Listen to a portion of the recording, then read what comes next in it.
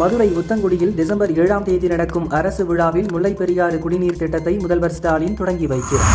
2026 தேர்தலில் என்டிஏவுக்கு வரலாறு காணாத வெற்றி கிடைக்கும். எப்போதும் கூட்டணி தர்மத்தை பாஜக காப்பாற்றும். கூட்டணி ஆட்சி குறித்து கூட்டணி கட்சி தலைவர்கள் முடிவு செய்வார்கள் என பாஜக முன்னாள் தமிழக தலைவர் அண்ணாமலை தெரிவித்தார்.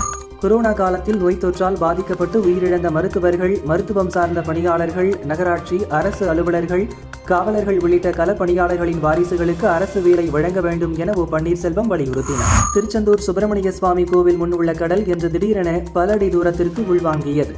கடலுக்குள் இருக்கும் பாசி படிந்த பாறைகள் வெளியே தென்பட்டன. கொடைக்கானல் சாய் ஸ்ருதி வளாகத்தில் பகவான் சத்யசாய் பாபாவின் 100வது பிறந்த தின விழா கோலாகலமாக கொண்டாடப்பட்டது. சுமார் 6000 ஏழை எளியோர்களுக்கு கம்பளிகள் மற்றும் உடைகள் வழங்கப்பட்டது. தென்காசி மாவட்டம் செங்கோட்டை தீப்பாச்சி மாரியம்மன் கோவில் கும்பாபிஷேகத்தை விமான கலசத்துக்கு சிவாச்சாரியார்கள் புனித நீர் ஊற்றி விமரிசையாக நடத்தி வைத்தனர்.